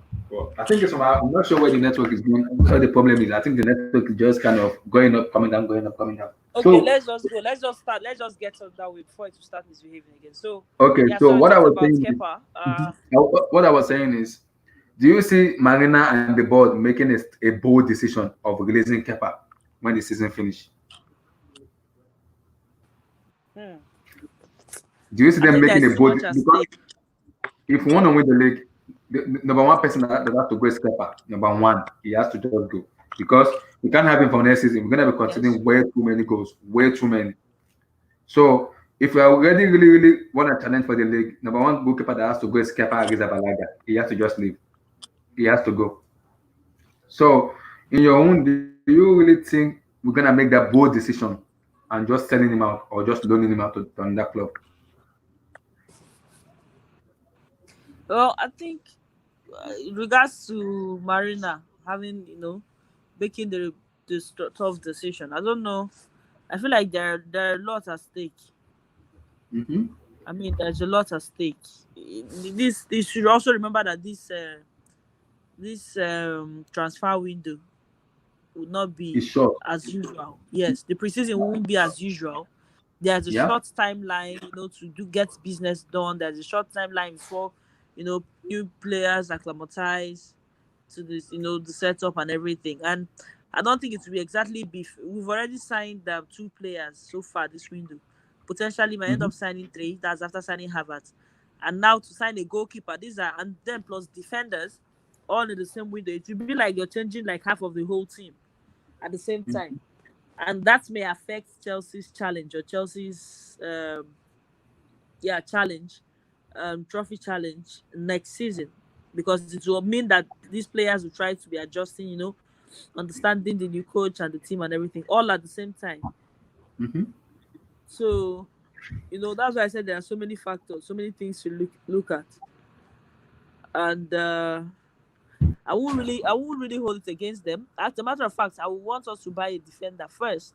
Defenders, left back and centre back, even before a goalkeeper, to be honest. Because if we have the left back and centre back doing well, I think Kepa would improve, or not that I mean, or rather the numbers will improve, not that Kepa would improve. Our numbers would improve. So yeah.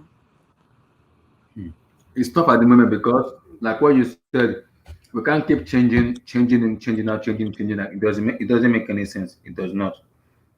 It's a huge problem for the board, especially Marina herself, changing, changing, bringing in new players who doesn't understand the what's called the club and where it goes. For me, the problem is like I just don't know what's going on with him. Like, is he? I don't understand. Because like what I saw today, I was really mad. I was just really angry because that ball should have saved that ball. You have no excuse for that save, not for not saving that. You can't come out and tell me one excuse that they didn't say you saw the ball coming in. Even Zuma saw the ball. Zuma even was even turning his back into the goal. He saw the goal, was like, wow. Something is going on with Kepa. Maybe it's positioning or it's just awareness. I don't know what's going on with him. It But doesn't. I'm actually surprised you guys are just seeing this. This was evident in his game last season, even when Sarri was there. Yes. Mm-hmm. When Sarri was there, it was evident in his game. So I don't know. I mean, personally, I noticed that the guy could not be trusted. So I don't know. It's a tough decision now. So let's talk a little bit about Rich James. I think you really want to debate on him a little bit. So you want to talk Yeah. about Rich James. So do you think his defensive problem is an issue, or maybe just because of the lockdown and maybe it has not been on his A game, or it just needs some time to gel it? So what's going on with him? I think he's relaxed. Between the fact that I think he has relaxed, right, and Mm-hmm. the fact that uh, he needs more coaching. I feel those are Okay. the two problems. Yes, I think maybe they've stopped coaching him, like like he just has the coaching of an academy player as if he's still in the academy, right? And Mm-hmm. I see it happening across most of the players, apart from the player like Messi Mount. Okay, yeah, he needs to improve better, but I think those guys are breaking through the ranks, like Tammy Abraham as well. It seems like they've gotten to the pinnacle of the academy coaching, right? But they now need to Yeah. learn how to be men. They need to learn how to play it, get raw, get physical, the dirty side of the game, right? They are talented, but they've not learned that aspect of it, which is why these days I don't know if I can't even. It seems like Rhys James has neglected the defensive side to his game, and is now focused on the offensive side. Yes, he can send in crosses, but occasionally you see him losing possession, and he is not in a hurry to recover possession. All those little things, aggression that should come with his position and all that. He just does not give it out anymore. He has never given it out, in fact, and it's something personally I've always talked about, right? So it's coming to the fore at this point. I just feel it's coaching. I don't know, as I said, sometimes I don't know what the manager tells them during training because these mistakes keep happening. Okay, the last game that he was taken off at halftime um was very awful. But this game, this opposition was totally a different opposition entirely. He was sending in crosses, yes, but he lost position a couple of Mhm. times. Just something, some sense of urgency. He also needs to learn it in his game.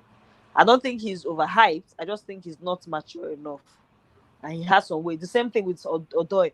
Odoi seemed like he was coached to, the pinnacle as an academy player, but now for him to mature into a man, playing the professional game at that level, I Mhm. think that's the problem. And usually, from what we've seen in the past, that's usually the problem Chelsea has had. Chelsea will have so many talents, so many talented players, promising players, but and they'll be doing very well in the academy and among their age mates. But when it's now time for them to mature into the men's game, Mhm. that seems like where they tend to fall off. Chaloba had that issue.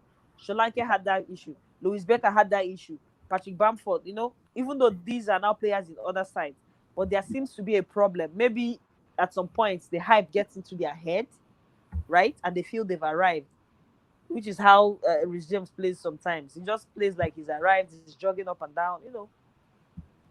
Well, that's just, I've talked a lot about it. That's just my opinion. Yeah, but from I think the problem with James is I wouldn't say overhype. I would say I think he needs to learn more about football because in terms of crossing is good. The reason Lampard is playing as Piqueta in the left back, he has his reason. He knows why he's playing him. He knows why. Because as Piqueta can play both right back and left back. But the problem with James is you need to understand this is APL. This is not this is um different league entirely. This is APL. You need to man up. If you want to become a professional player, you need to man up. So if you can't man up and play better, being a right back, that's gonna be a huge problem. So he has to man up and play better. He's very good in crossing ball and everything, but the problem is his defensive has to be on point, 100% on point. When you defend, you attack. You defend, you attack. That's how to play football. The first goal that we considered it was when I caused the first goal because he was doing the 1-2 with William. So he was making a bad error. When he did the bad error, then the ball went back to I think it's Koyate, then he give it to Wilfred Zaha. And he wasn't even able to track back. He was not even Yeah, able to. tracking back. He jogs. He just be jogging in the name of The tracking same thing back. with William too. Sometimes William does it and sometimes he track back. William is not consistent in terms of tracking back. That's my problem with it. But I think it's with time. I think with time he will get used to his position and everything. I think he will get better with time. He will get better with time. He will get better. And you talked about Callum Hudson-Odoi. I think Odoi, the problem with Odoi is I don't know. The last comment I heard about one Lampard said he needs to man up being a player. He needs to watch how Pulisic and Willian are playing at the moment. He needs to be on their level. That if he is not on the level of the way they play, he doesn't think he's gonna be starting the level for the future. It's gonna probably just coming back from the bench, which doesn't help his career. It does not help his career. Now he has to make a decision because he just signed a 5 years deal. So what's the point of staying in the club if you can't get the minute you want? So that's the problem with Odoi. He may be doing well in training, but now he needs to show that you're doing well in training. Then show it up in the pitch. Let's see how good you are. Show it. Let's see. Pulisic has been when we signed him, he's not been playing. Lampard has been taking him out. But when after the lockdown and everything, he's been on fire. He's been superb. I would say arguably our best player after the lockdown. He's arguably our best player. What is he doing that you as a player are not doing? What is he doing? You can learn from each other. What is he doing well as a player that you, as a professional player of the same team, is not doing? That's the question we need to ask. And we need to ask. What's the question? That's the question. Well, yeah, I agree. I agree with you to an extent. But that just as you said, Lampard told him that he needs to man up. I Yeah, I need feel to like man up. sometimes he also makes some unnecessary touches, unnecessary wants to dribble, just release the ball. Generally, I think he has the sense, but as I said, I feel it's down to more coaching. For Lampard and his coaching crew to Yeah. remind him or coach him how to play the men's game. Right? Mm-hmm. It's about winning, it's about scoring, it's about shutting down your defense, your goal, and all that. That's Yeah. what it is about. Every point, every tackle, every cross, every pass, every dribble matters. Mm-hmm. And that is what he needs to be taught. That's what he needs to learn. Whether he has the mentality to do that is a different ballgame entirely. The guy is extremely quiet. You can hardly read through him. So Mm-hmm. at this point, I don't know. I cannot exactly say that this is what it is. But so far, so good. At least he performed better this time than he performed the other time. The Yeah. case of Billy Gilmore as well. Billy Gilmore performed. He had a good game in my opinion. Yeah. He had a good game. Yeah. He's not a Jorginho, but he had a good game. The confidence, he was calling for the ball. So Mm-hmm. let's see how that goes at the end of the day. So I want to throw a rhetorical question to you, and I need your answer for this. If you are Lampard, and we sign Kai Havertz at the moment, who is going to be an ideal three midfield that's going to play in between the wings? Are you going to go with Ruben Loftus-Cheek, N'Golo Kante, and Mason Mount, or you're going to go with Kai Havertz, Kante, Mason Mount, or you go with Kai Havertz, N'Golo Kante, or Ross Barkley, or you go a 4-4-2 diamond, Kai Havertz, Kante, and then Mason Mount with Pulisic and Odoi, Pulisic and what's his name? Akim Ziyech, then Timo Werner and then Tammy Abraham, or Timo Werner and Olivier All Giroud. these things are too many. You're confusing me. See, my preferred formation is a 4-3-3. That's my preferred Okay. formation. So how do Because you as play I've this? always said, as Mhm. I've always said, it's not just for me. It's not just to say 4-3-3. Different teams, so many teams play 4-3-3, Mhm. but the way it is approached is a different thing entirely. Yeah. Depending on the kind of players you have, that is me. That's the way I've always seen it. Mhm. Formation is everywhere, but the application of the formation is a different thing entirely. Mhm. So generally, but in that midfield, when you're talking of the midfield trio of they usually have Kante, Jorginho, Barkley, and all that. Mhm. Left to me, right? Yeah. It depends on the opposition. It depends on who Chelsea is playing, right? Yeah. Mhm. The opposition will determine whether I'll play Jorginho or whether I'll play Kante. But one thing is certain: I will not be playing Kante in that forward midfield position. I'm not going to play him as one of the two pivot players ahead of the um, deep lying playmaker. So Mhm. if I'm going to play Kante, except it's just maybe one simple, in quotes, lesser team. Mhm. If I'm going to play Kante, I would prefer to play him in a DM, right? Yeah. Then there's Kovacic, Mhm. right? Yeah. In fact, now I'm even remembering Kovacic. A player has to go. A midfielder has to go because it will be confusing, too confusing for Lampard. I think. I mean, good options, but maybe too confusing. Depending on the opposition, maybe I would like to play Jorginho, Kante, Kovacic, normal standard, or Kante, um, Kante. I'm trying to remember all the players. Kante, Um, uh, Kovacic, Mount, Barkley, Ruben Loftus-Cheek. Kante. No, you're calling Mount plays further up now. Okay. Mount plays as a 10, not in that midfield. Okay. I'll rather want to play maybe Kante, even Kai Havertz. Self. I mean, you're talking Mhm. about next season, right?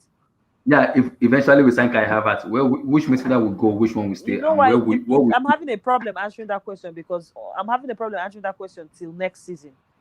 It's too early to Mm. answer because by the time you sign him, someone will go. So until that happens, it will guide me better.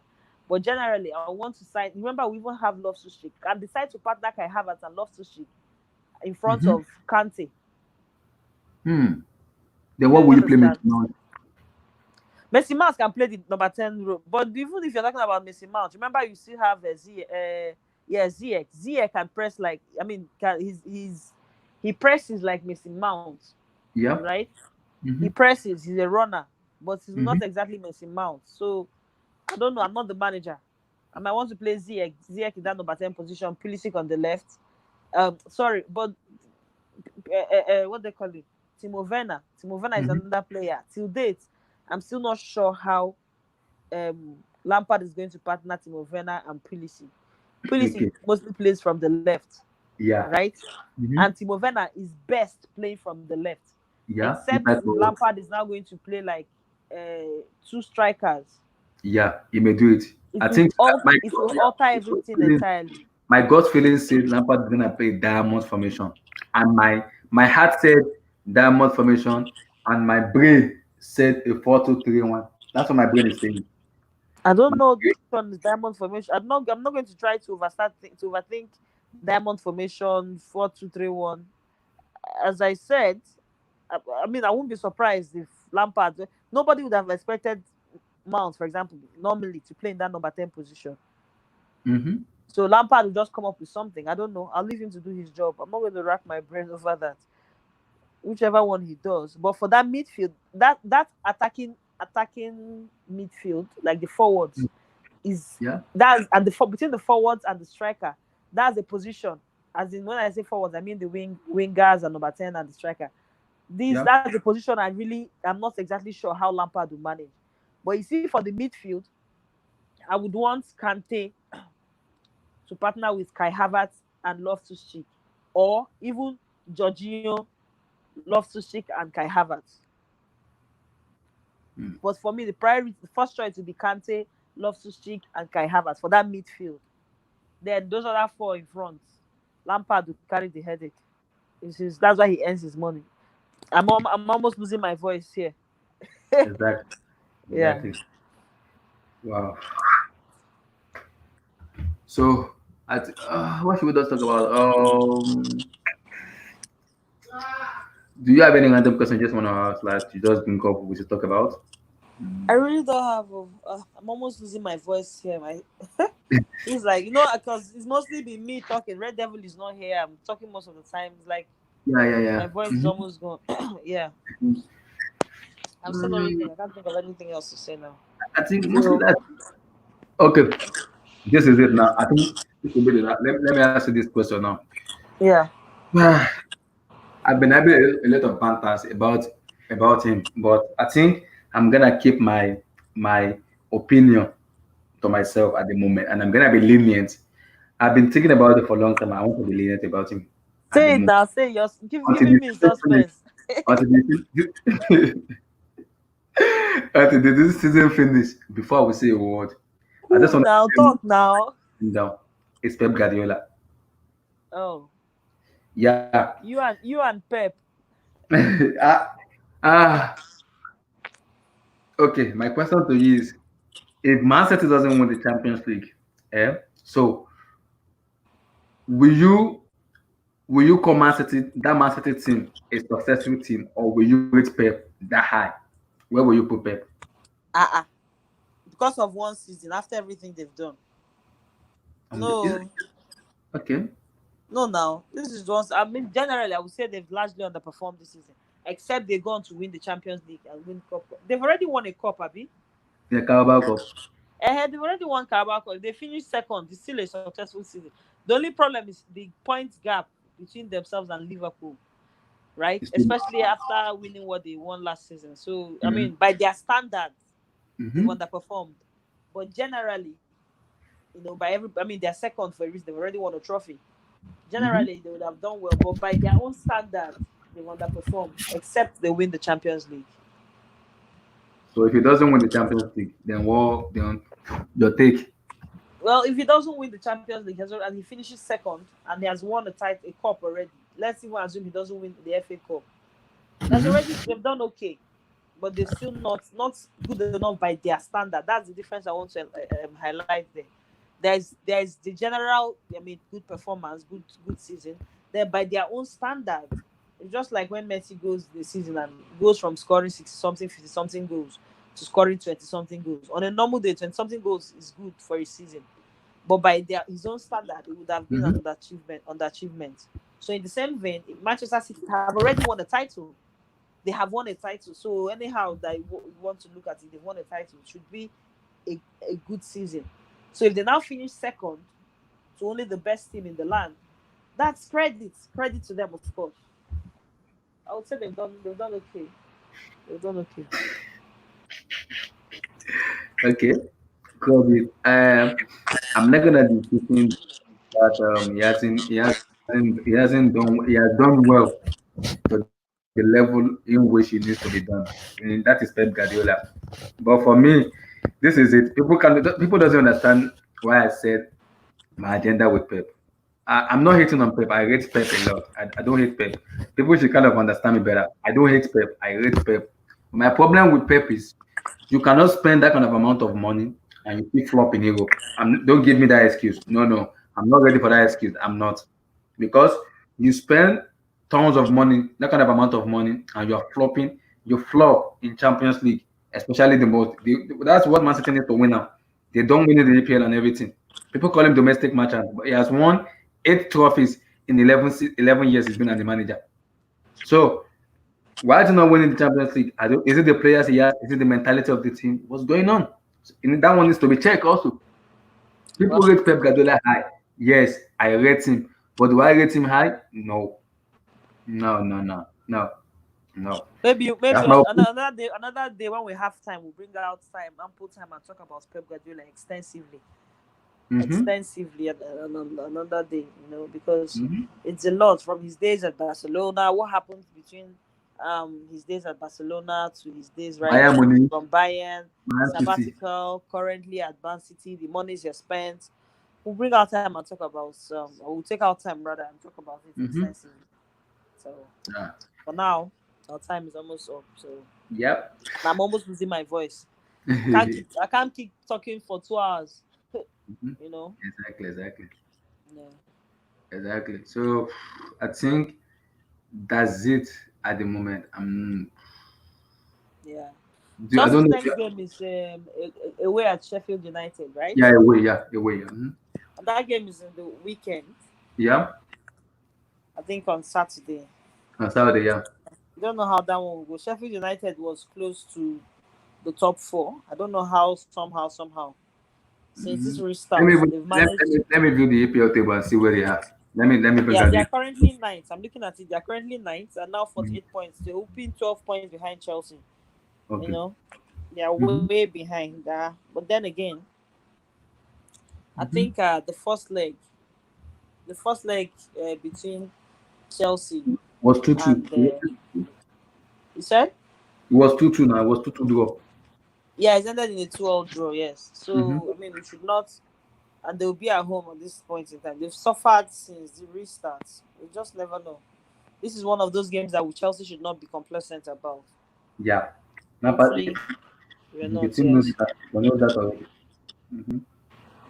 So, yeah, so... sorry to bring this up. I think it's been Alfredo Pedula. I'm not sure how reliable he is. He's an Italian journalist, though. He just confirmed now that Chelsea have Bayern Leverkusen are demanding 90 million from Kai Havertz, and also Chelsea are already in contact with his agent. So I'm not sure how that is true, but that's the news we're hearing right now at the moment. Yeah, it's very possible. We've been hearing this. Let's just watch the story develop. No need to rush. Let's just watch it develop. Yeah. Wow. I think that at the moment, I think that's it. I'm not sure if you have anything to say, but I think that's it for today. So, guys, we see you on Saturday for the continuation of the EPL. Hopefully, then we'll be like 8 points ahead of United. I just pray and hope. I just pray and hope, though. I'm praying and hoping we'll be 8 points ahead of United. Oh, United will play before us by then, right? Yes, United play on Thursday. Then they play on Monday. But by then, they're already 5 points behind us now. Yes, so exactly. even if they lose the next match, their match on Thursday, they'll still be 5 points behind us. And then when we play on Saturday, we win. That's 8 points, and they play on Monday. Yes. Fingers crossed. I'm praying and hoping with 8 points behind above United. I'm just praying. I'm praying. Come Saturday, I'm jubilating. Absolutely. Camp Saudi, I'm No jubilating problem. and dancing. Yes, we made it. I'm All just right, waiting. guys. I'm playing. Hopefully, the players will do the right thing as well. Yeah, exactly. I'm just praying and hoping though. Yeah. I pray and hope. So guys, it's been beautiful. It's been sweet. It's been easy, guys. See you in the weekend, guys. See you on Saturday, guys. See you on Saturday. Thanks, Upside. Thank you for coming in. Thank you for joining. Thank you so much. Really appreciate you. Thank you. Peace. Thank you. Thanks a lot.